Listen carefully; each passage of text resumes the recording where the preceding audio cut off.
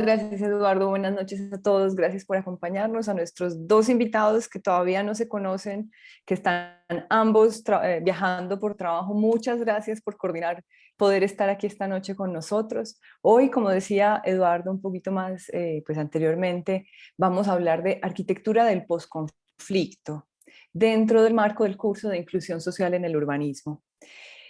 Hablamos de arquitectura del posconflicto desde el territorio latinoamericano, desde nuestros expertos latinoamericanos, y entendemos que como concepto es complicado, ¿cierto?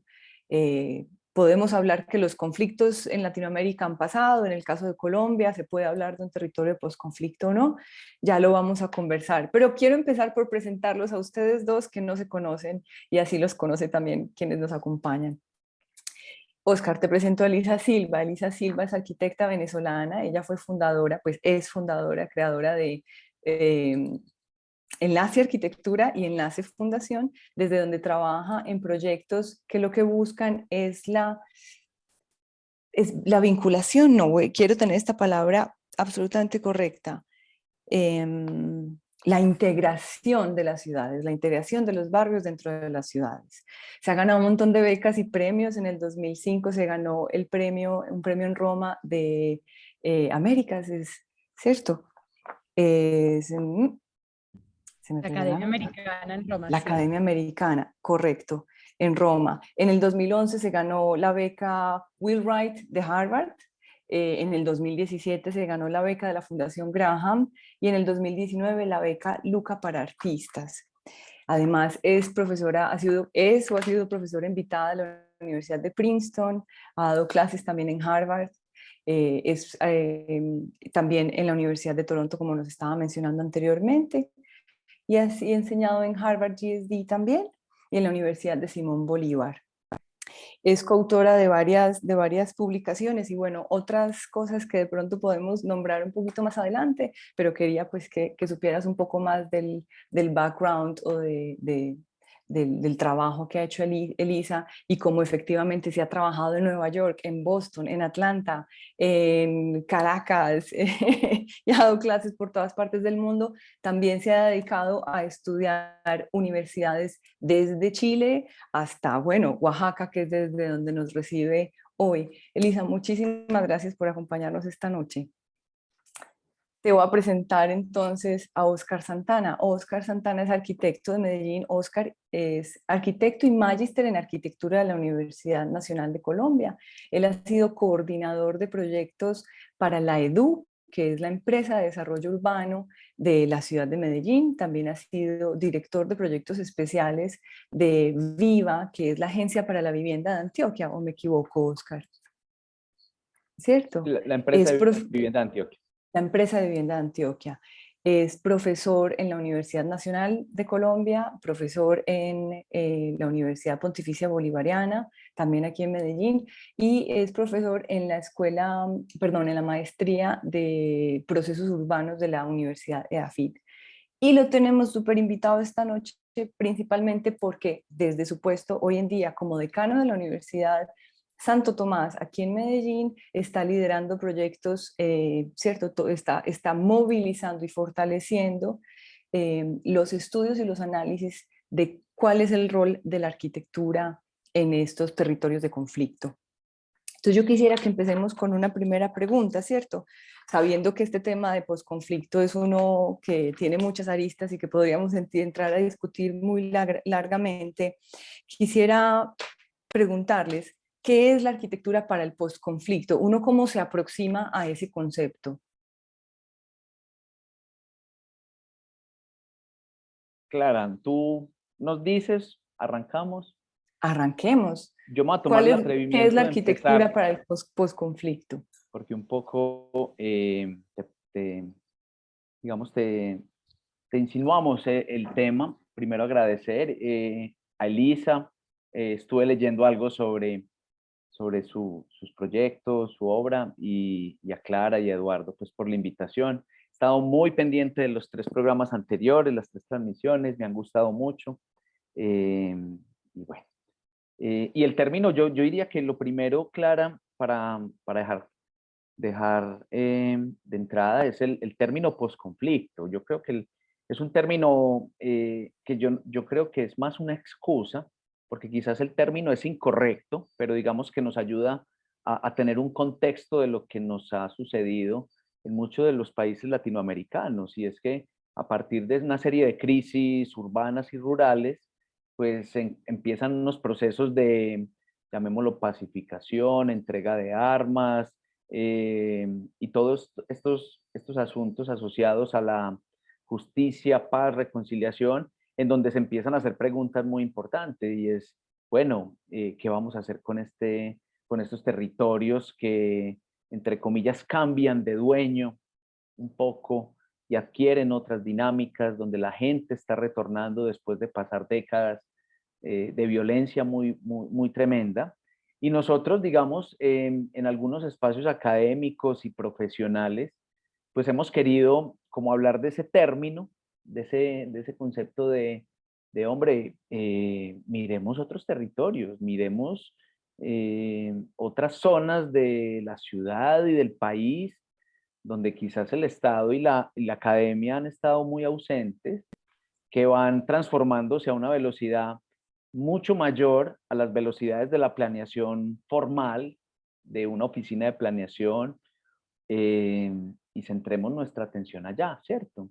Entonces, la arquitectura del posconflicto en esos términos, pues no es otra cosa que permitirnos hacer una arquitectura pertinente con un entorno social, ambiental, cultural, trabajar con los recursos que hay.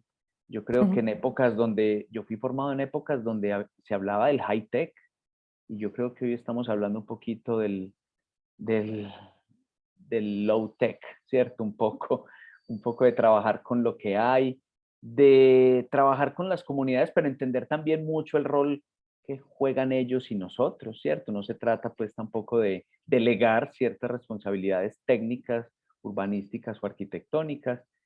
Y en la academia pues también hemos querido llevar esto. Justo ayer teníamos una discusión muy interesante de cuál es ese equilibrio de estas temáticas en una formación como arquitecta o arquitecto que podamos tener en Latinoamérica. Entonces dejo como ese primer contexto, y es como apuntar la mirada hacia unos territorios que están requiriendo plantear unas preguntas muy tremendas y unas soluciones inmediatas, y bueno, ahí lo quiero dejar como inicialmente y darle la palabra a Elisa.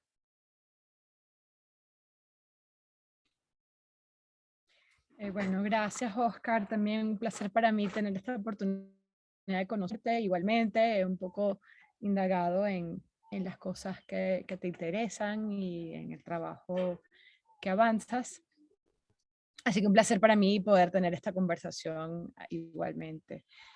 Yo no soy ni colombiana, ni he padecido cercanamente, ni tampoco muy de cerca en términos de conocidos, el peso específico que ha representado, por decirlo de manera general, el conflicto en Colombia.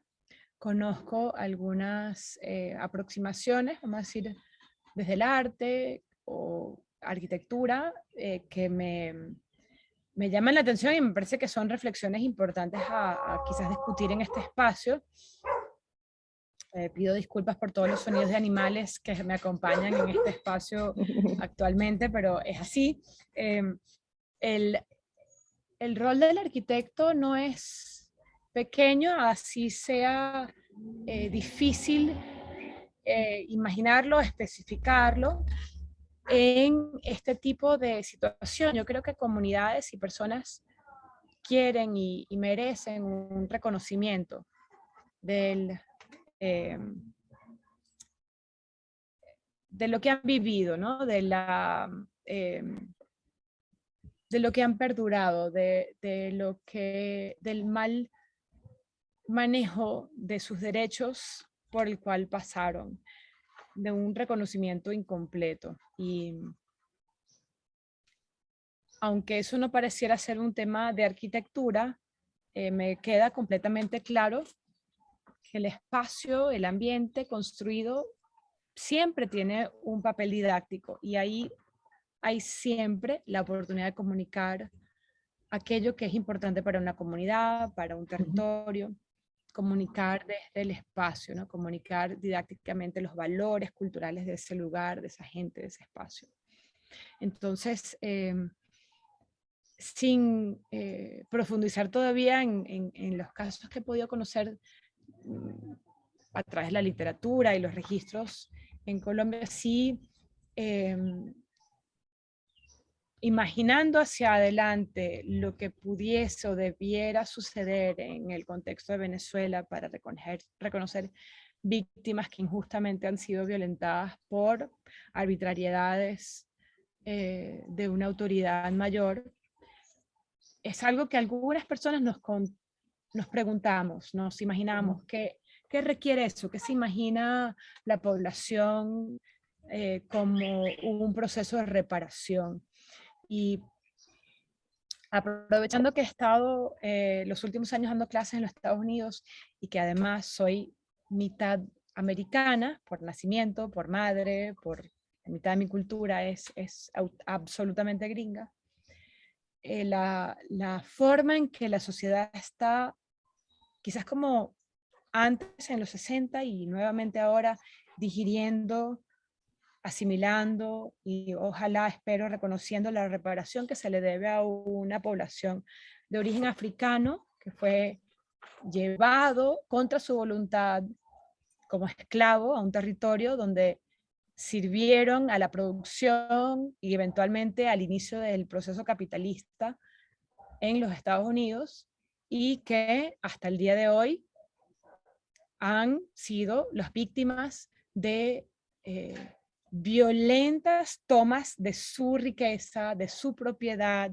de su dignidad, y que como población en general eso no se digiere, no se ha reconocido aún, y no se entiende el daño que se ha hecho arbitrariamente a una población que a mí también me queda la duda cómo una persona de origen africano en los Estados Unidos puede efectivamente sentirse parte de una sociedad que es completamente adversa a ella.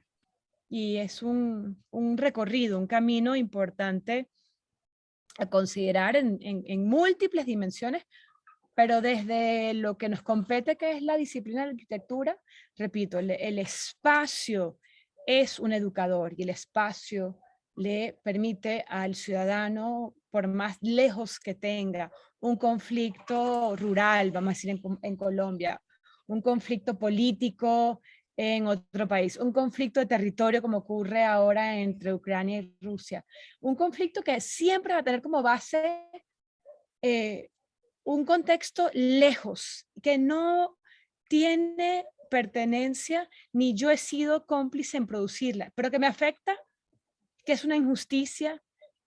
Yo creo que entender que el reconocimiento de una premisa tal para quienes han padecido eso es fundamental. Reconocer lo que sucedió, celebrar su resiliencia y poder ayudar a su proceso de sanear esa herida.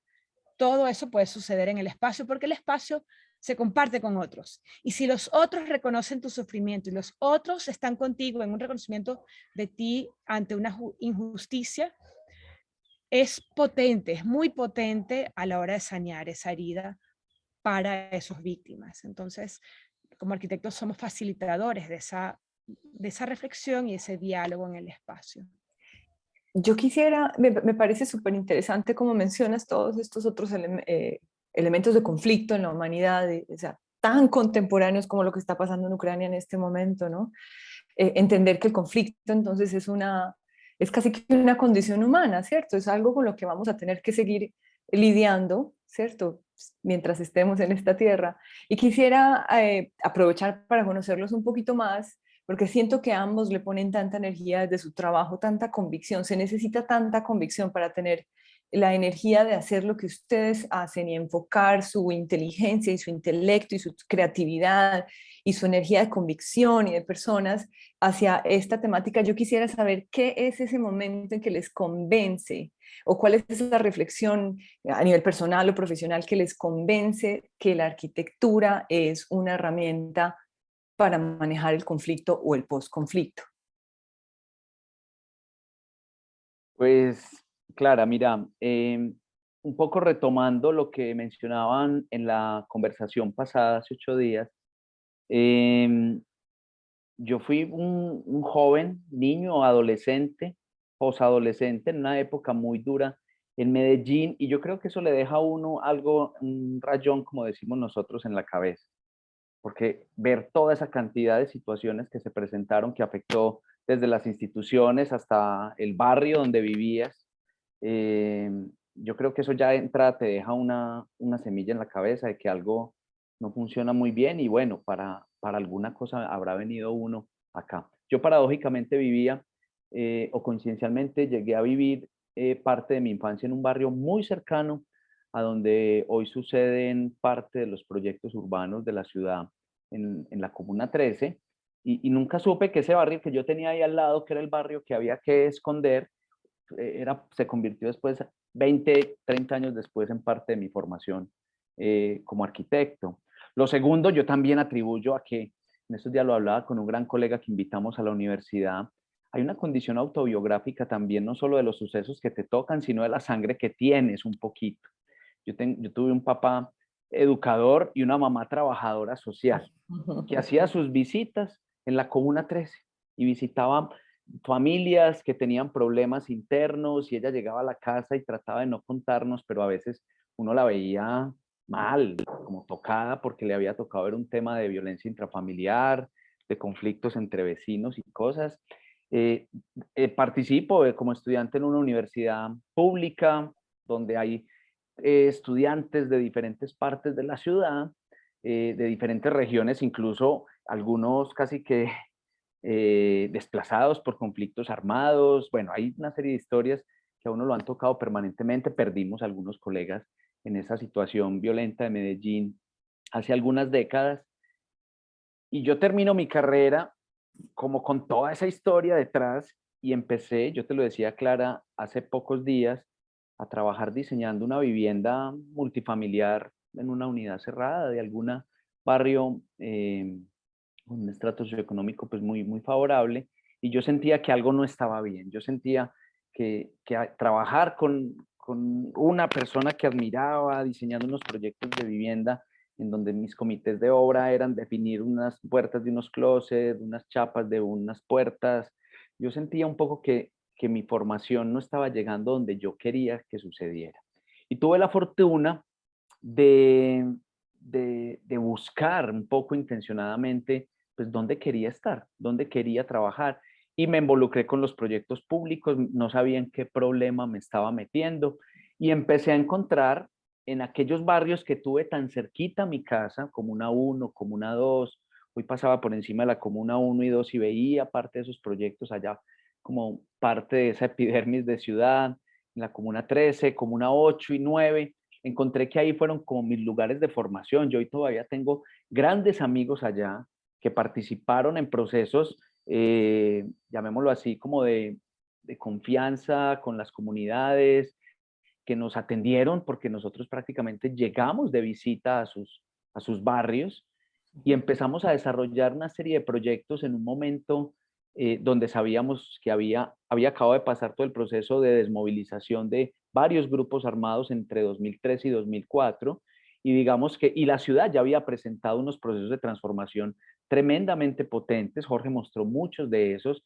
en donde ya había como una situación de, venga, aquí hay que mirar un poquito lo público, por lo privado todo el mundo puede que haga e invierta de su propio recurso, pero estos recursos que son los públicos, pues hay que direccionarlos hacia lo público y hacia los lugares que realmente lo necesitan.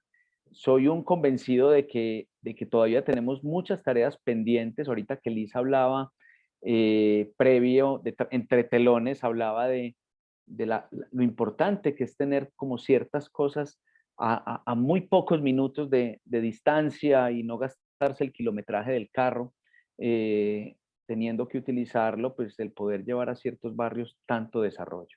Con esa cantidad de proyectos que logramos hacer, que logramos desarrollar y además con un proceso muy bonito desde la gestación del proyecto hasta la entrega misma a las comunidades, yo me fui con esa inquietud después para la academia. Yo dije, esto tiene que llegar a la academia y obviamente saber qué equilibrio darle.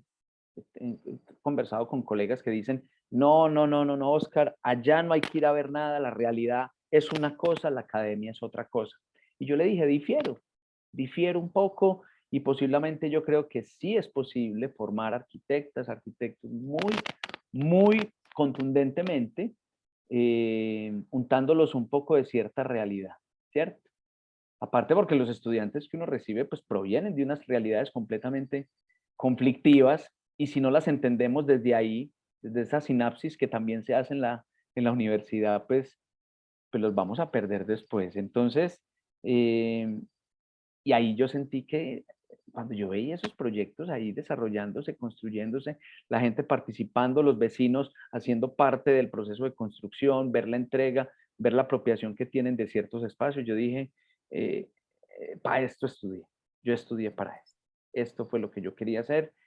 Y si bien una vez añora diseñar una casa de $300,000, pues llega un momento en que a mí particularmente me agota y digo, no, yo quiero definitivamente volverme a meter en problemas en lo público, desde la universidad o desde los entornos institucionales o públicos, privados, trabajando a lo público, licitar, etcétera, etcétera.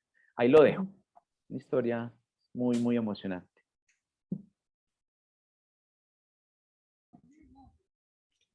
Sí, y Eduardo, me encantaría escuchar más todavía sobre cómo decides perfilar tu carrera profesional y personal en la particular dirección que decides hacer y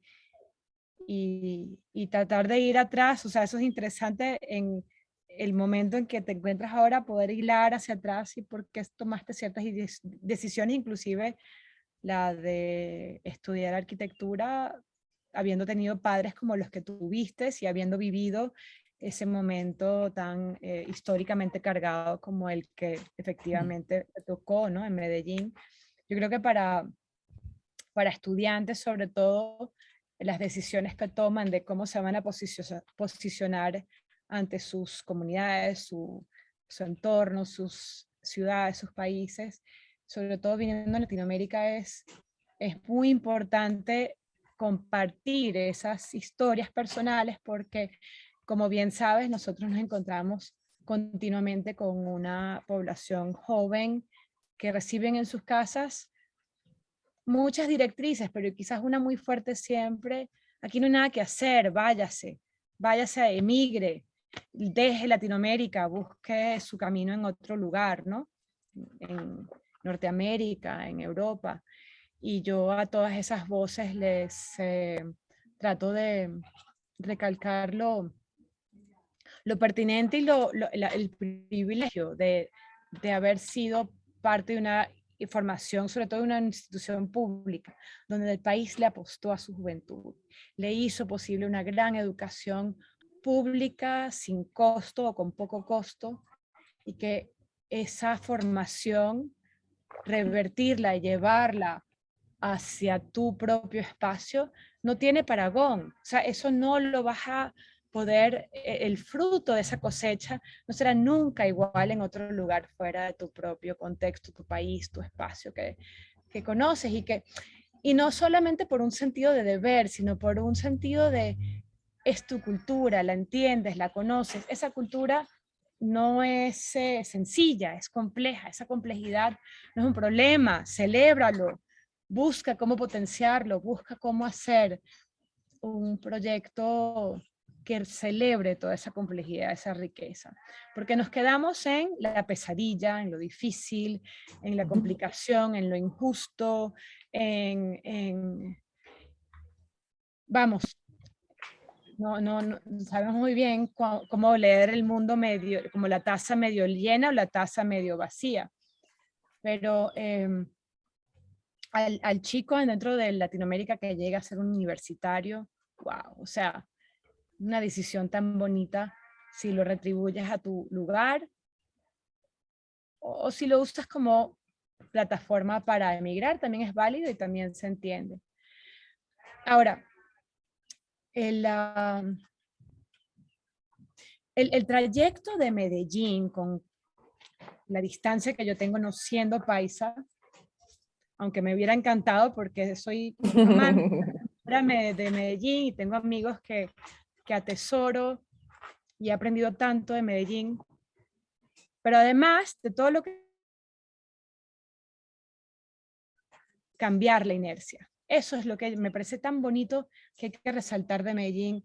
Y lo hizo en muchos frentes, y lo hizo en un frente institucional, que quizás de eso habla Jorge con mucha propiedad y otros que contribuyeron en ese camino. A mí me gusta mucho resaltar el camino y el aporte que continúa hoy desde la sociedad civil, una sociedad civil que también se empoderó en ese tiempo y una sociedad civil que sigue mutando y tomando su voz en querer no caer otra vez en un contexto de violencia, no recurrir, no permitir que eso pase. En la Comuna 13 recuerdo una visita que para mí fue, que me abrió los ojos por completo, con un grafitero que se llama Perro, que forma parte de los procesos desde el Perrograph, arte, Perrograph. muy vinculados con la juventud y los niños. ¿Perdón? Sí, muy famoso en Bueno, Medellín. ahorita ya debe ser un viejo casi, porque yo lo conocí en el 2012. O sea, y así, bueno, más jóvenes, el reggaetonero J Balvin, que de alguna manera también, o sea, es el mismo mensaje, un mensaje de paz, un mensaje de no tomar las armas, un mensaje de ser modelo positivo para los jóvenes. Yo nunca me olvidaré, o sea, con Perro, compartiendo con él y conociendo desde su perspectiva la Comuna 13, que yo la conocía ya, pero como él la narraba, cómo saludaba a todos los niños, cómo los niños lo veían como un modelo, querían ser como él, querían estarle cerca, querían hacer los puñitos así divertido como lo hacen. Y Perro, que había asumido por completo su rol líder, su rol de modelo, sabía perfectamente que él nunca podía fallar, él siempre tenía que mostrarles a esta juventud un camino sano, un camino pro Medellín, un camino pro Colombia, pro dignidad, ¿no? Yo sé que esos procesos en estas comunidades siguen desde la sociedad civil y apoyados en el arte de una manera magnífica, y me gusta mucho reconocer y celebrar esas aproximaciones al tema en las cuales nosotros también, repito, podemos apoyar desde muchos frentes, y subrayo siempre primero el reconocimiento de esos procesos que están sucediendo muy de cerca con la gente y con la comunidad, ¿no? Bueno, ¿y cómo es esa arquitectura? Si hablamos del arte y de los procesos gubernamentales, ¿cómo es la arquitectura para la reconciliación? ¿Cómo es la arquitectura para la inclusión? ¿Cómo es la arquitectura para la reparación? No sé qué pregunta es, ¿cierto? No sé si es que estamos hablando de casos, de procesos, de metodologías, pero ¿de qué hablamos cuando hablamos de arquitectura para el conflicto o para el posconflicto? ¿Cómo es esa arquitectura? Pues hay un concepto que a mí me gusta mucho y es entender como el software y el hardware, ¿cierto? Todo esto que estaba mencionando Elise es un poco entender el software que existe en ciertos lugares, en ciertos territorios. Y parte de la arquitectura que uno deba producir en estos lugares, en donde yo diría los miramos muy tarde, por lo menos la gran mayoría de gente la vimos muy tarde, o la hicimos parte de la ciudad o de las regiones rurales más tarde, debe responder un poco como a ese software, entender cuál es como esa energía vital que la mueve. Ejemplo, en la Comuna 1, en los 90, mientras estaban sucediendo problemas muy fuertes asociados al narcotráfico, había un conflicto increíblemente fuerte, un movimiento increíblemente fuerte entre entre las agrupaciones de base comunitarias de cultura y arte, música, y yo creo que identificar como esos valores que existen explícitos en el territorio permite que uno realice determinado tipo de arquitectura. Este puente que se ve naranjadito ahí, incluso yo lo veía desde arriba, puede ser una obra de urbanismo o arquitectura o un proyecto de espacio público, pero en realidad es un símbolo de conexión entre dos barrios que estaban históricamente separados. Y sabíamos que el proyecto, pues, pudo haber sido un pequeño puente de 4 metros por aquí en la parte baja, en las escaleras del fondo, pero sabíamos que había que construir un símbolo de 80 metros. Así tocara meterse en todos los problemas de la vida. La arquitectura en estos territorios o en zonas de conflicto siempre va a ser muy difícil políticamente, económicamente y comunitariamente. Entonces también no la vamos a encontrar servida. Toca también entender hasta qué punto las comunidades o cómo participamos con ellas, ¿cierto? Hay una frase que yo a veces me gusta como controvertirla de algunos colegas que han tenido grandes experiencias en lo público que dicen hay proyectos que se consultan y otros que se validan, ¿cierto? Yo me quedo más bien como con la experiencia en el texto que hacía Alberto Campo Baeza, donde decía, nos involucramos con las personas, las entendemos, lo que yo llamo entender el software, pero como los médicos, el diagnóstico lo damos nosotros, ¿cierto? Lo damos nosotros cuando de una obra de arquitectura se trata. Creo que en una arquitectura en un posconflicto, en un posacuerdo, en un territorio rural, creería que debe echar mano de los recursos con los que se cuenta, ¿cierto? Debe ser muy consciente, como lo hablaban hace un par de charlas los colegas que hacían colegios y arquitectura educativa, el juicio que hay que tener con los recursos públicos en ciudades como las nuestras, en entender un proceso desde el primer momento que uno como que traduce lo que debe suceder hasta que se concreta y poder seguir acompañando procesos de transformación. ¿Cuáles son los contenidos de estos proyectos? Un proyecto como el que se ve en la foto, pues claramente tendría que ocupar actividades de deporte, recreación, cultura, teatro, arte, mejoramiento del medio ambiente y a veces uno como arquitecto pues cree que eso no hace parte de la arquitectura y creo que hace todo parte de la arquitectura, incluso entender los grupos organizados y no organizados, incluso al margen de la ley, que abundan en el territorio y que van a seguir abundando durante algún tiempo. Entonces, y se puede hacer una muy buena arquitectura, hombre. Yo creo que todos celebramos el Pritzker Elisa de Francis Queré en esta semana porque un poco va dando la razón de dónde y cómo debemos llegar a desarrollar parte de nuestro oficio.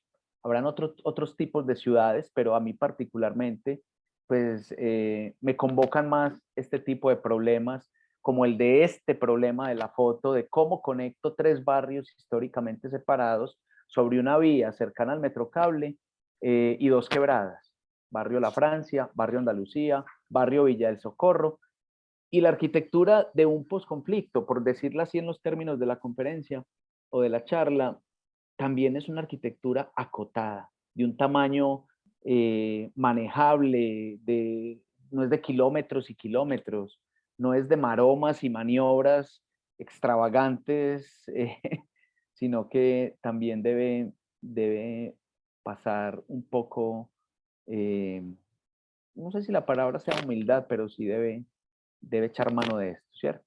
No, yo le doy la palabra a Elisa también para que, es que la foto me distrajo porque me trae un recuerdo, esta foto la tomé en 2007 y me parece que me conmueve bastante.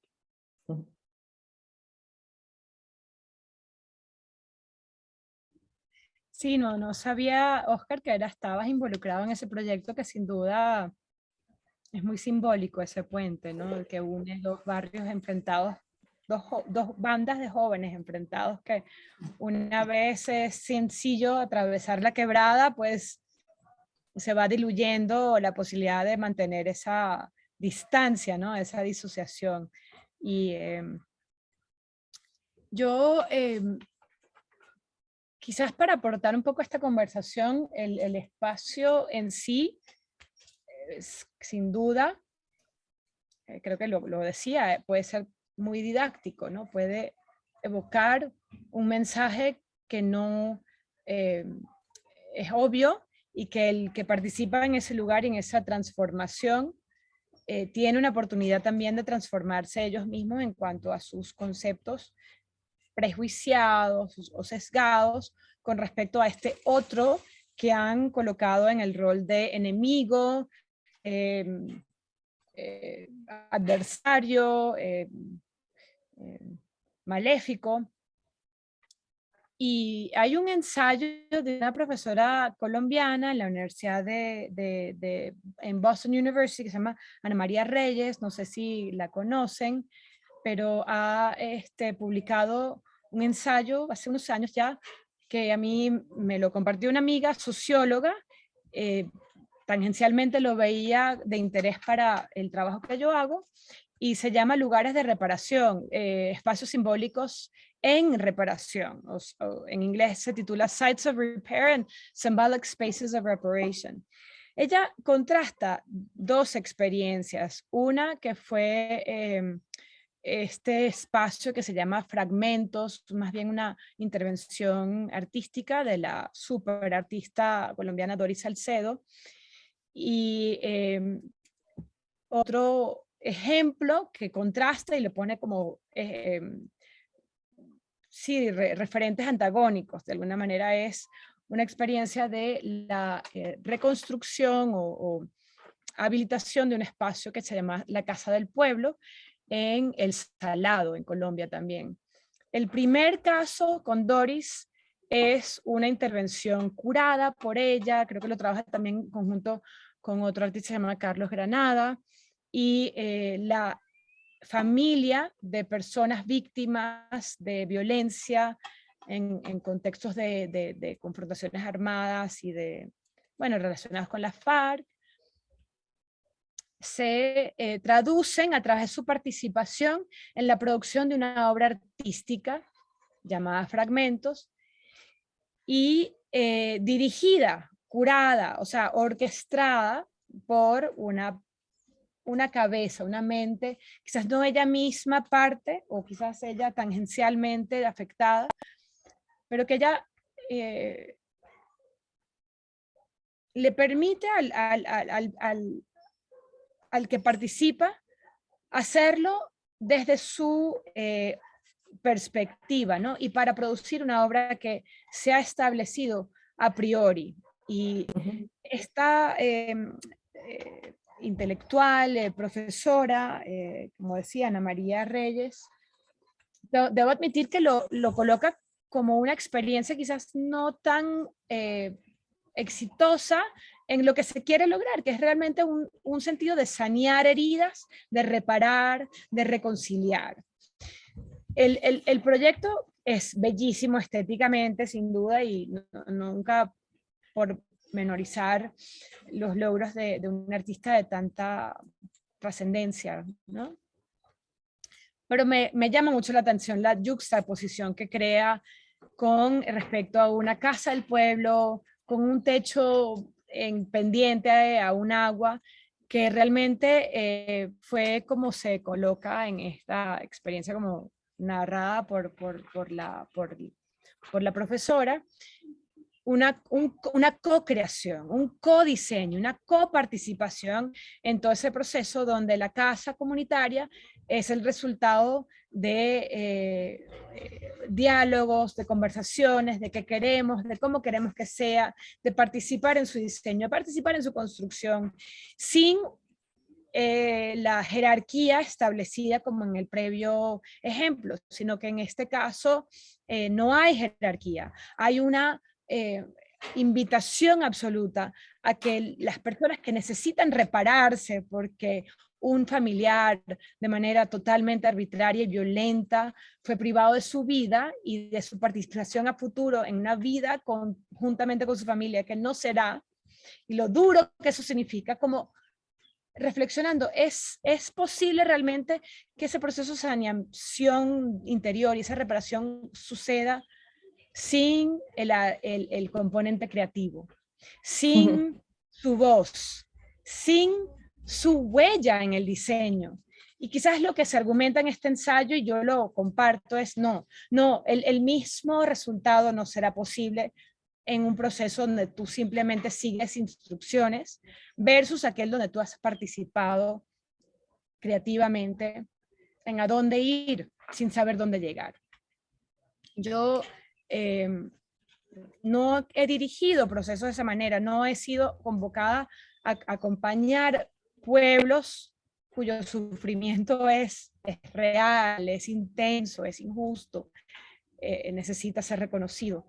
Pero sí lo he hecho desde un campo distinto, donde personas han sido violentadas de otras maneras, han sido discriminadas, no han participado en las dinámicas curadas del modernismo, por decirlo de una manera, que es donde nos insertamos con arquitectos, y que desde una premodernidad, que es lo que yo simplemente como que me gustaría que habláramos del barrio y del asentamiento espontáneo e informal de otra manera. Son poblaciones con una forma de crear su entorno urbano tradicional, que viene de conocimientos también muy antiguos, muchas veces mucho más sostenibles, que no se reconocen. Desde la modernidad se considera una aberración. Es otra forma de violencia, es una forma de violencia distinta, pero hay que atajarlo, hay que, como profesional experto, entre comillas, poder discernir el daño que está haciendo un discurso que más bien separa, distancia, higieniza y no nos permite reconocernos como la sociedad latinoamericana que somos, una sociedad, como dice Néstor García Canclini, una sociedad híbrida, una sociedad injertada, una sociedad que sí algo aprenderá de la modernidad, pero sin perder la tradición y sin apostar a ella. Decirle a un campesino que emigra hace mucho tiempo y que su familia sigue viviendo en un barrio, que es una aberración, ¿a quién le ayuda? A nadie. Es una violencia de otra manera. Entonces, ¿qué ayuda? Reconocer el conocimiento de estas personas víctimas o marginalizadas. Reconocer que de ahí hay mucho que aprender y que celebrar. O sea, con el post-COVID hemos entendido que una vida urbana, híbrida, donde tenemos pedacitos de campo en nuestra casa, jardines, gallinas inclusive, que trabajamos productivamente en nuestro hogar, como que ahora nos cayó la comprensión que eso es necesario. Y no, resulta que la gente en el barrio siempre ha vivido así. Son ejemplos simplemente que me gusta compartir de la humildad que como profesionales podemos tener ante la oportunidad de aprender de nuestras comunidades, ¿no? Bueno, hay dos preguntas del público y aprovecho para recordarles a todos que hay un segmento de preguntas y respuestas o Q&A. Si quieren compartir con nosotros sus preguntas o sus inquietudes para Alicia y para Oscar sería fantástico. Tenemos dos preguntas y nos acompaña hoy Jorge Pérez Jaramillo, que es el curador de este curso de inclusión social en el urbanismo, que me encantaría, si está por aquí, nos deje abrir el micrófono para que nos acompañe y haga su pregunta. Mientras tanto, si lo siento por aquí, voy a leer lo que nos escribe. No dejar nadie atrás parece una prioridad, una urgencia disciplinar. ¿Hay muchos espacios para innovar? ¿Es así? Esa es la pregunta de Jorge. Es que yo creo, Clara, que Suma se puede juntar incluso con, voy a tratar de agrupar Adelante. con la que hace después Sayowa Lizardi Fernández. Y es que espacios e iniciativas para innovar, es decir, yo creo que una de las, como lo decía ahorita, es, miren, es que a mí me marcó, me traumó para bien el trabajar en estas comunas de 1.700 metros hasta casi los 2.000 o 1.900 metros, porque es que, Elisa, aquí en Medellín le llamaban los barrios subnormales, que tú decías, es que es violentísimo, subnormal, ¿cierto? Y en la literatura durante muchos años, ese era el término, ¿cierto? Y el Estado, como es subnormal, yo no puedo entrar allá a hacer nada. Y veía años tras décadas cómo se iban como llenando las montañas. Y eso es un problema latinoamericano desde Chile hasta México. ¿cierto? Entonces, el asunto del espacio, de dónde desarrollar estos proyectos, ya no como territorio, sino como en los micros territorios, por decir algo, en zonas como esta, nosotros lo hicimos oyendo y encontramos interiores de manzana donde habían lavanderas, aprovechamientos de nacimientos de agua, parques que ellos mismos iban construyendo, englobando algunos territorios o incluso la gente cediendo su espacio público. Muchos de los proyectos fueron desarrollados en lugares donde era impensable desarrollar un proyecto de espacio público y proyectos como estos, en donde se hacían paseos urbanos, donde se mejoraba una condición cotidiana, o sea, restaurar una cotidianidad digna, pues yo creo que un poco es parte de eso es un ejercicio de innovación. O sea, permitir que una persona pueda llegar desde su casa 500 metros a una estación de un transporte público en condiciones ergonómicamente bien desarrolladas, técnicamente iguales a las que se desarrollaría en el centro cívico de la ciudad, pues hombre, eso es inclusión, eso es hablar de paz también, y eso es hablar un poco también de innovación, ¿cierto?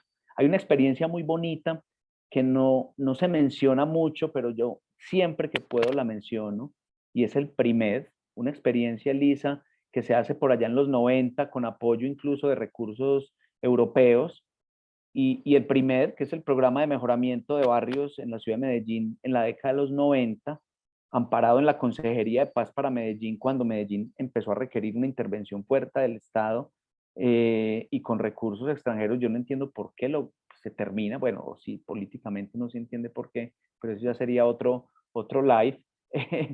Se restauran unos espacios que quedan después de un puente vehicular, los bajos del puente se convierten en un teatro, las escalinatas en barro se convierten en unas escalinatas con pasamanos. Es más, yo hago memoria cuando nosotros estábamos apenas empezando en la empresa de desarrollo urbano a diseñar todo el proyecto de lo que es hoy el viaducto de media ladera, las escaleras eléctricas y toda esa conexión hacia el metro y hacia la zona de San Javier.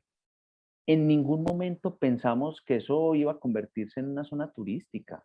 O sea, eso y que iba a generar X cantidad de empleos y todos los fenómenos que para bien y para mal puedan estar sucediendo si lo miramos con una mirada más aguda.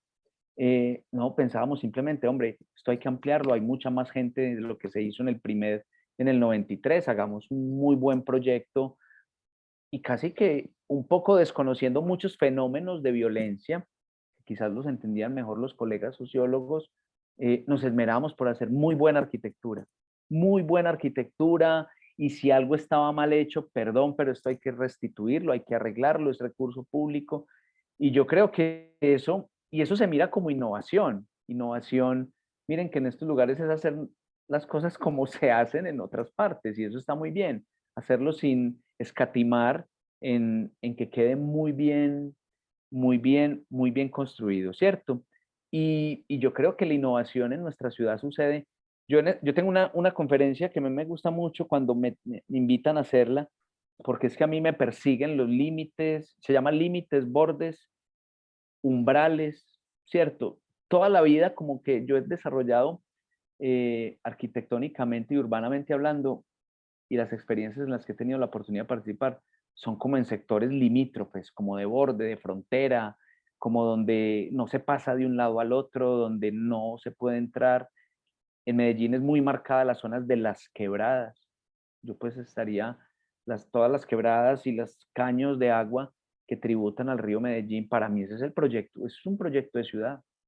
Además ese es como Y mencionabas, ese es el hilo perdona, claro que conecta borde y río. O sea, claro. está casi Y como mencionabas cantado. inclusive hace un segundo el asunto de calidad en el espacio público y en el diseño. Y recuerdas inclusive la pregunta de esta chica Fernández que dice, se ha hablado de la importancia de la empatía y de fomentar la empatía. Exacto. ¿Todo espacio público en su naturaleza fomenta la empatía? o hay espacios públicos que no lo hagan, que no lo logren? Es que miren que en el puente naranjado que vimos ahorita, desde el principio del proceso, la líder barrial, que se llama La Zarca, una chica una señora de ojos muy claros, que conoce la comunidad, fue un poco nuestra mano derecha para pensarnos muchas cosas del proyecto. Yo ahí sí tengo que decir, no nos las sabíamos todas, no nos las sabíamos todas. Pensábamos que este puente lo podíamos hacer por 2 vías de ingreso y terminó construyéndose llegando por una sola zona, y ella fue trabajadora de la obra.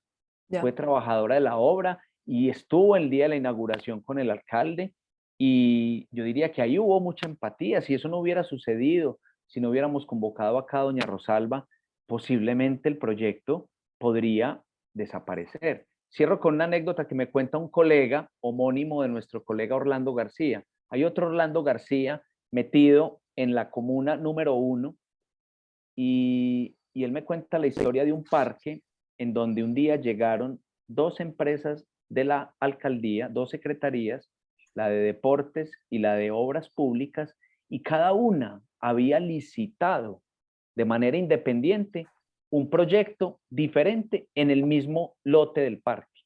Entonces llegaron contratistas de obra para desarrollar una cancha, un espacio deportivo y recreativo, y otros para desarrollar un parque pasivo. En últimas no se construyó nada. Él lo llama el parque inconsulto. Claramente no hay empatía, por más recursos que le hubieran invertido ambas secretarías. Colapsaron. ¿Y qué hicieron? No terminaron haciendo nada. Entonces, Lisa, perdón, se requiere de todo un equipo de trabajo, ¿no? y de unas concertaciones muy profundas con comunidades y desde la misma alcaldías y desde las mismas cosas. Esto no es simplemente ejecutar un recurso por ejecutarlo. Elisa, en el 2019, Enlace Arquitectura y Enlace Fundación fueron invitados a la 58ª, 50ª Bienal de Arquitectura de Venecia, porque el curador, que se llama Hashim Sakis,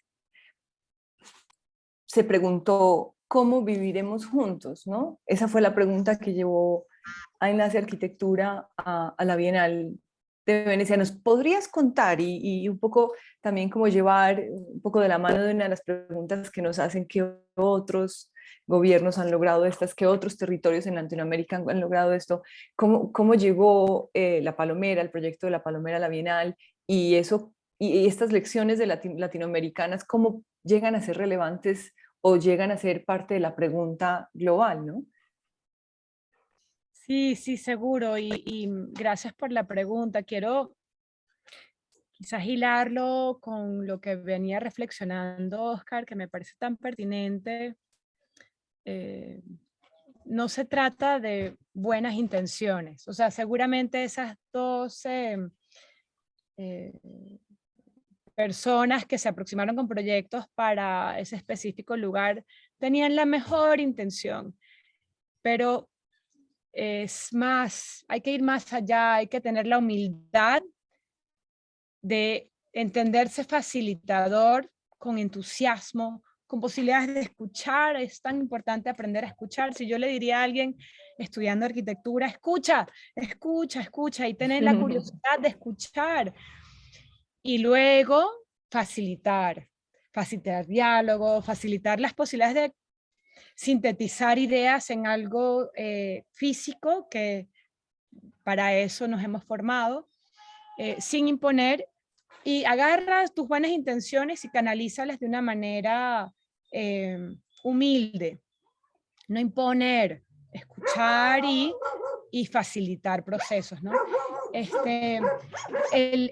El caso de la Palomera, yo quisiera quizás empezarlo, porque para mí la experiencia que tuve de viajar a muchos lugares con el premio Wilbright de Harvard fue fundamental. En Medellín aprendí muchas cosas, como decía, y agradezco que Jorge esté aquí como para decírselo, aunque lo he dicho muchas veces en público antes, haberme sentado con él con un plano impreso que compré de Medellín, e ir viendo con él, mira, Elisa, tú tienes que ir acá, tienes que ir acá, tienes que ir acá y tienes que ir acá. Y así fui, algunas veces muy intencionalmente y otras, una que voy a contar, que me encantó. Estuve acompañada una segunda visita, porque ya la experiencia en Moravia me la conocía bastante bien, pero en este caso pude hablar con una de las directoras. Me acompañó un recién egresado de la universidad, arquitecto, y era un viernes, y ya eran casi las 6 de la tarde. Yo me quedaba en un hotel, en una parte muy normalita, vamos a decir entre comillas, de Medellín, nada exótico, y ellos estaban organizando para su viernes en la tarde. Y me decían, Elisa, ¿quieres venir con nosotros? Vamos a ir arriba al final de Santo Domingo, porque nos vamos a tomar unas cervezas arriba y ver a Medellín desde arriba. Y yo estaba molida de cansancio, llevaba muchos días andando y luego me parecía que mi energía a ese momento, junto con los de unos recién graduados arquitectos, pues que no era la misma, no iba a aguantar. Y yo decliné la invitación, pero yo sabía que ellos iban a ir en transporte público, agarrar el Metrocable y subir, y yo sabía muy bien dónde y en qué parte de ese espacio público ellos iban a disfrutar juntos unas cervezas como artistas, estudiantes de arquitectura, pero en un lugar de Medellín que ellos sentían absolutamente parte de su ciudad. O sea, ellos iban para allá porque hasta allá llega Medellín. O sea, la ciudad completa es lo que a mí me gusta hablar. La ciudad completa es la que reconoce e incluye el barrio para cualquier ciudadano. Es un programa bonito. Bueno, sabemos que los artistas, los arquitectos, son un poquito más intrépidos en esa interpretación, pero hacia allá hay que apuntar a todo el mundo. No es nada más que la ciudad incorpora al barrio, sino que permitamos que el barrio se desborde al resto de la ciudad, permitamos que esas dinámicas se desborden hacia la juventud, incluyan a todo el mundo y eso es solamente un clic que hacemos mentalmente. Bueno, el proyecto de la Palomera era invitar a la gente a ir y conocer la Palomera, jugar bolas criollas, como les decimos en Venezuela, o bachi o petanque en Francia, permitir dar oportunidades donde la gente fuera y conociera la movida musical, la danza, los espacios y la naturaleza, el espacio público, que si bien es distinto, es interpretado y entendido como espacio. Los jardines, el proyecto de la Bienal reflexiona, registra y muestra cómo son los jardines de las casas, cómo son los espacios públicos, y un gran interés por la vegetación que yo he descubierto en la Palomera como un particular recurso donde ellos comparten semillas, siembran con criterios que quizás los aprendieron de un vecino, y de eso apunta, es una parte de la ciudad que a todos nos pertenece. Completa tu ciudad conociendo y reconociendo la Palomera, visítala. Nosotros entonces hicimos muchas iniciativas invitando a la convivencia y que te queden amigos, que el afecto te lleve también a completar tu ciudad. Son amistades, son personas que te han enseñado algo. Visítalos, ve y comparte una cerveza con alguien en el mirador, que así es como Santo Domingo mira todo Medellín, desde que la Palomera también se puede observar una vista muy particular de Caracas. De eso se trataba nuestra intervención en la Bienal, de reconocer que los límites, la ciudad, es más interesante, es más rica tu experiencia como ciudadano al extender tu límite, vamos a decir, como parte de una sociedad más élite, más de la parte formal, entre comillas, y ampliar tu mapa de la ciudad para que tú mismo accedas a todo lo que la ciudad te ofrece.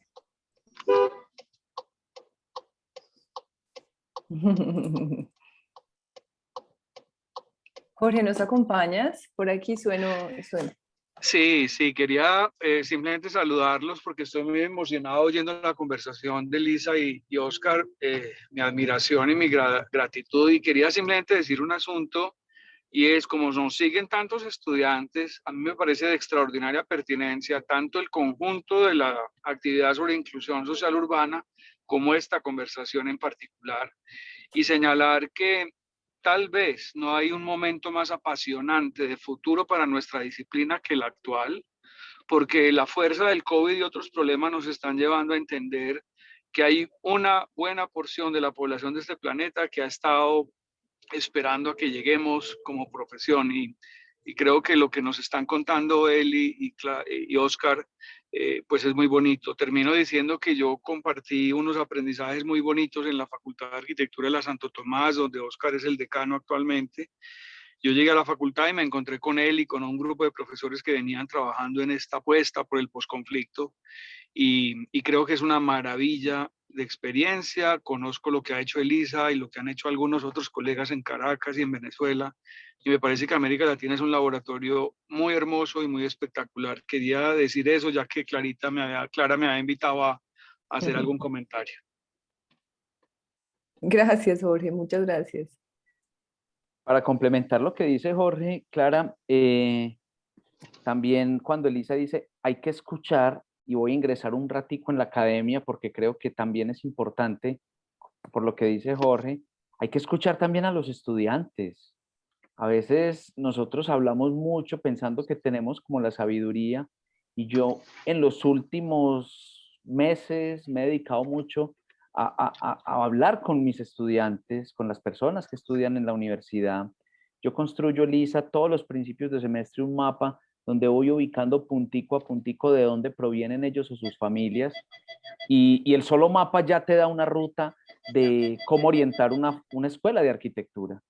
Y entonces empieza uno a oír hablar que el personaje viene de Quibdó, en el Pacífico, en el río Atrato, le empieza uno a preguntar de su gastronomía, de cómo viven, de cómo son los entornos donde se mueven, qué sueñan. Se empieza uno a encontrar que muchos de ellos después quieren ir a tomar sus decisiones en esos territorios. Entonces uno dice, ¿será que el 100% de la educación en arquitectura se lo tengo que dar pensando ciudades donde ellos no van a operar? ¿Será?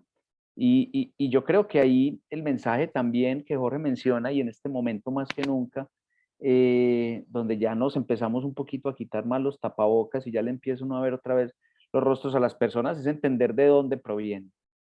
Si hacemos ese ejercicio y empezamos a orientar toda esta cantidad de vainas, yo estoy aquí reunido en este momento con colegas de otras facultades analizando nuestros planes de estudio, los asuntos curriculares y estas cosas que a veces parecieran muy aburridoras.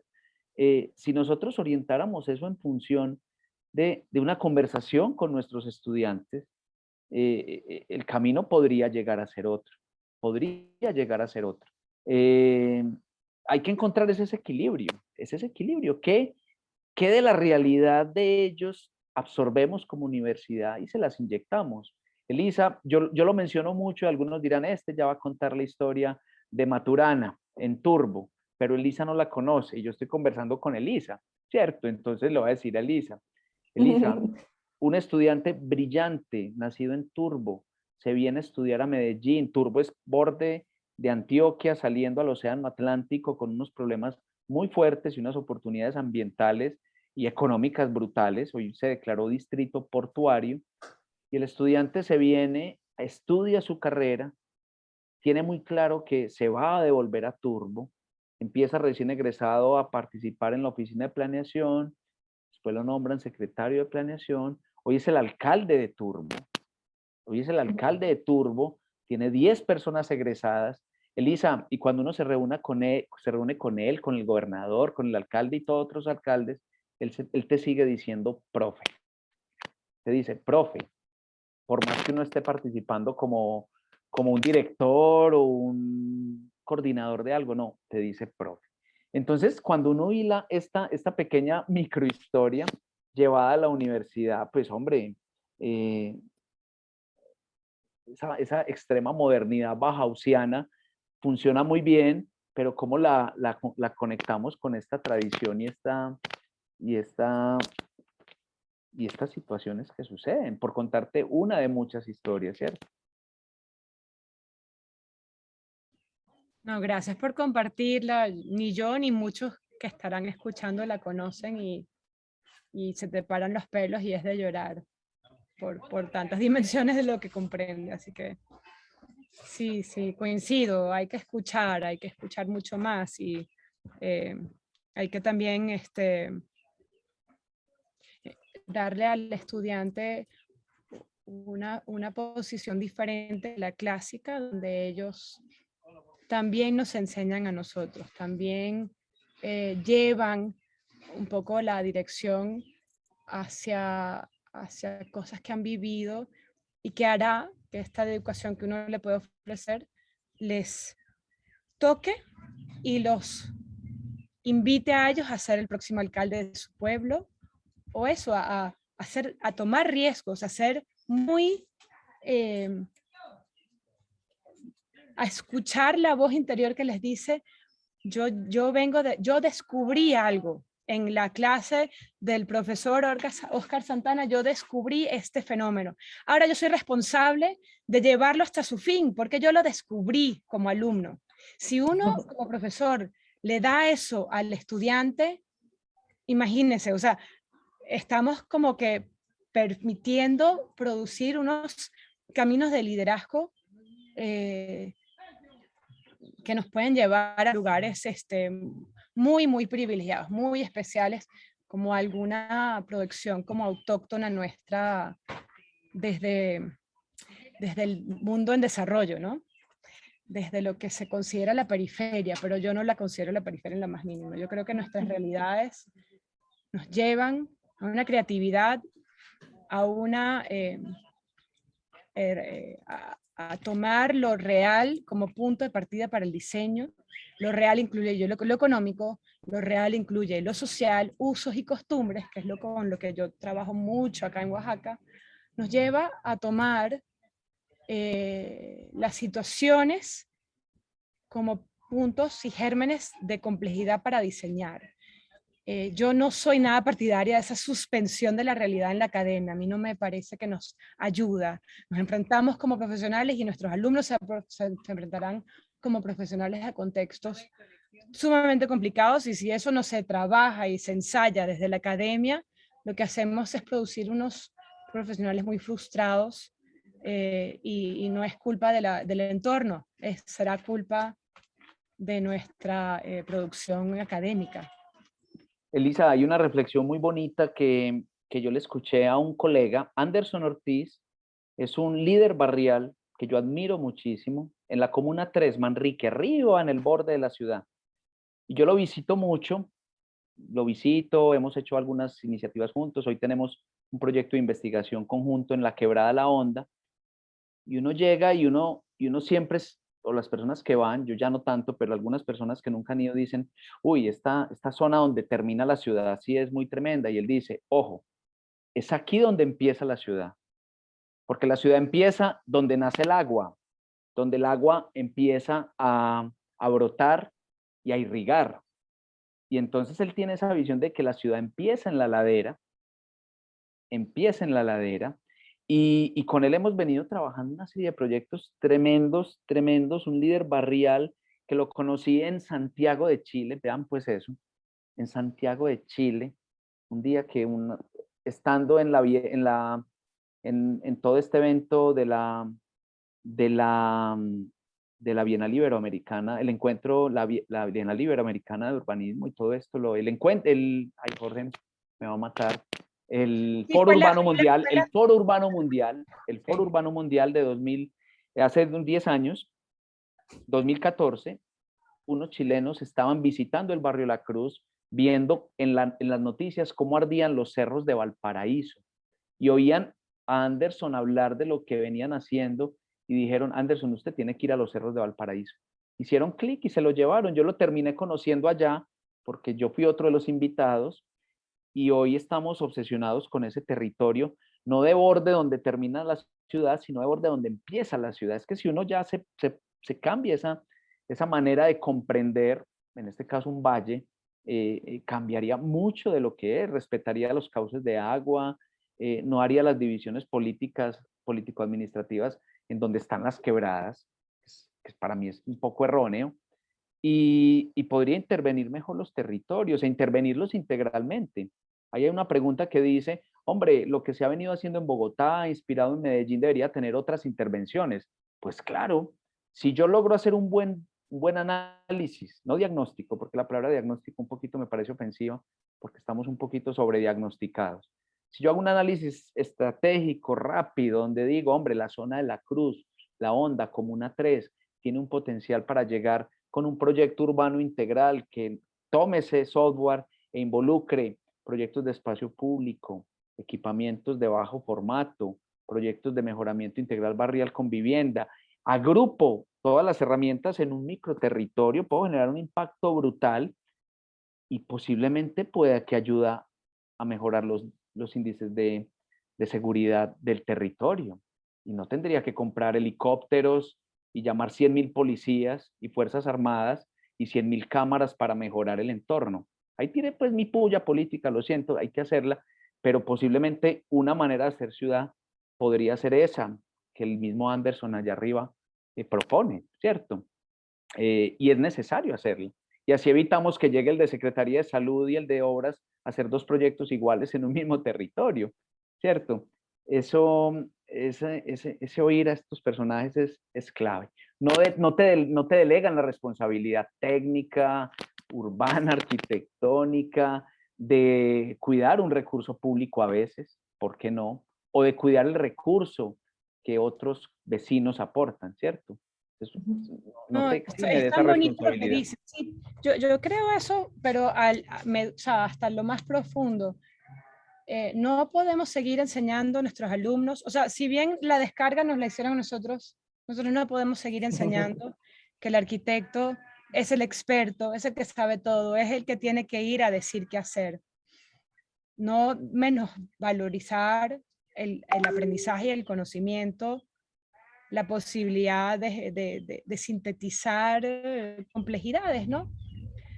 Pero eso no nos ha ayudado históricamente en lo absoluto. Lo potente es reconocer el conocimiento de quien ha padecido, ha vivido, ha crecido en un territorio con sus aspectos tan diversos, o sea, los físicos, los sociales, los conflictos pequeños que hay entre vecinos, el aire, la cultura, lo que se come, cómo se juega, y aprender de aquello, interiorizarlo y poder simplemente ser un facilitador, otra vez siempre en diálogo. ¿Qué tal si por aquí? ¿Qué tal si por allá? Y uno llega a unos lugares que uno no tiene la capacidad de llegar solo, pero donde llega es increíblemente más potente, es mucho mejor la resolución, es mucho más rico. Entonces yo creo que hay que tener esa ambición. No, yo quiero llegar a más. Vengan, díganme, yo los quiero escuchar. Permítannos a todos llegar a más, ¿no? Entonces, no sé, es mi forma diversa de decir lo mismo que estás diciendo, tanto para comunidades como para estudiantes, ¿no?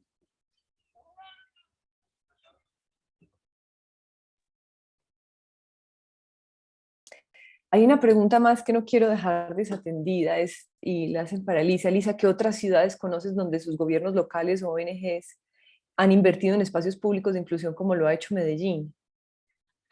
Bueno, agradezco la pregunta porque me da pie a hacerme a mí un poco de publicidad de una publicación reciente que salió con ACTAR en el 2020. Son 23 experiencias de espacio público desde México hasta Chile. Lo digo al revés, que lo dijo Oscar hace un momento, pero quizás sí, vamos a darle precedencia al sur, de Chile a México, ¿no? Y cada una se aproxima desde una lógica completamente distinta. Algunas son como las de Medellín, financiadas desde la entidad pública, ¿no? Sea a través de la empresa pública de Medellín, que celebro y aplaudo con toda la institucionalidad que la respalda desde la alcaldía. Pero lo interesante es que eso no es la única dinámica que se ve. Por ejemplo, en Brasil hay experiencias muy interesantes de la sociedad civil junto con algunas ONGs que han reforestado reservas naturales, por ejemplo, justo arriba de Chapomangueira, Babilonia, que son dos favelas en Río de Janeiro. Y lo que a mí me llama tanto la atención es que es un destino para toda la ciudad. Atraviesan la favela y luego van a esta reserva en el Morro, desde la cual pueden tener una vista increíble de toda la ciudad. En Lima, una iniciativa más para rescate de la juventud desde el sur, que se llama Alto Perú, que es el mismo nombre de un barrio en Lima.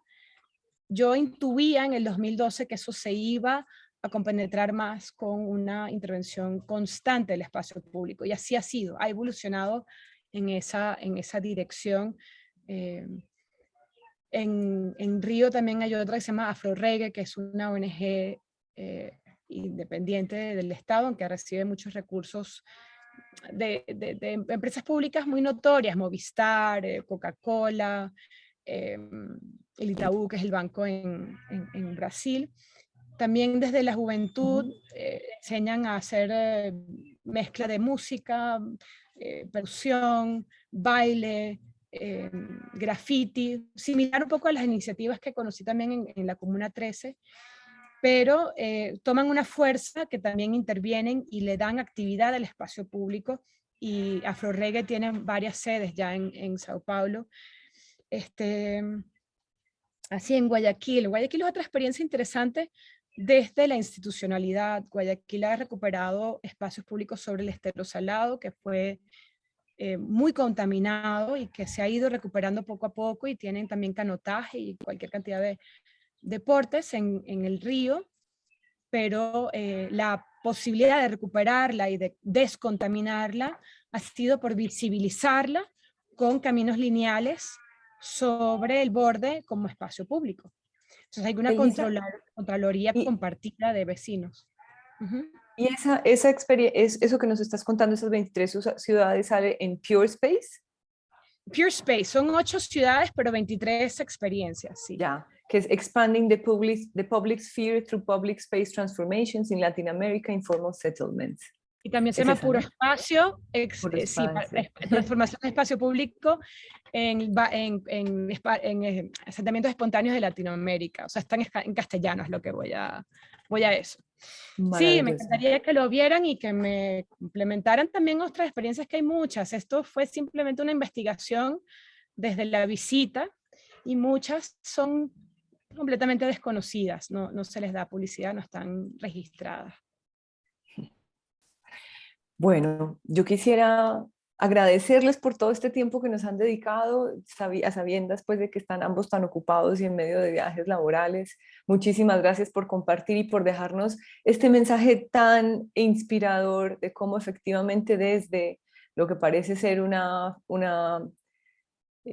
profesión muy técnica y de diseño podemos transformar el futuro, ¿cierto? ¿Cómo viviremos juntos? ¿Cómo es una pregunta de la Bienal? Y cuál es nuestro rol como arquitectos en estas situaciones de conflicto que desgraciadamente vemos que se repiten y se repiten en la humanidad, y que hoy celebramos un Pritzker, a una persona también que se ha dedicado su carrera a solucionar eso que realmente necesitamos, ¿no? Claro, Oscar, Elisa, muchísimas gracias. imagínate que en esa exposición que hicieron de Francis Queré en el Museo ICO en Madrid, que la curó Fernández Galeano, yo no sabía, Dievedó en burkinés quiere decir el que viene a arreglar las cosas. Ah, es que entonces, El que viene a arreglar las cosas. un poquito pues A sanear, ¿no? a Sanear también. sanear, a organizar, sí, como que no perdamos ese sentido como de, hombre, yo sí le doy los mensajes a los estudiantes, o sea, encuentren ese sentido como arquitectas o arquitectos a sentir que realmente lo que están haciendo, pucha, arregla, sirve para ayudar a mejorar la vida de la gente. Elisa no nos contó, pero algunos sabemos qué está haciendo en ese lugar. Todo el mundo dirá, ¿dónde estará ella? Y eso tiene que ver parte como con el trabajo también, ¿cierto? Y no tener miedo a meternos en problemas. Yo también quiero hacer ese llamado de atención, porque es que si no, pues no sé si la vida sería tan emocionante. Y en buenos problemas, a partir de tantas dificultades, donde podemos decir algo. Yo te agradezco mucho, Clara, y Elisa, un gusto. Yo aquí anoté las 23 experiencias, voy a consultarlas y bueno, ya nos juntaremos más adelante. Así es, Clara, y bueno, Eduardo, también gracias por este espacio, y Oscar por compartir la conversación, la disfruté mucho, aprendí mucho. Igualmente, igualmente. Les agradezco mucho. Bueno, a nuestros invitados y a la Bienal por estar alineados con esta idea desde que desde la arquitectura podemos hacer de este mundo un mundo mejor. Muchísimas gracias a todos por estar aquí esta noche. Feliz resto de noche. Hasta Chao. luego. Chao, chao.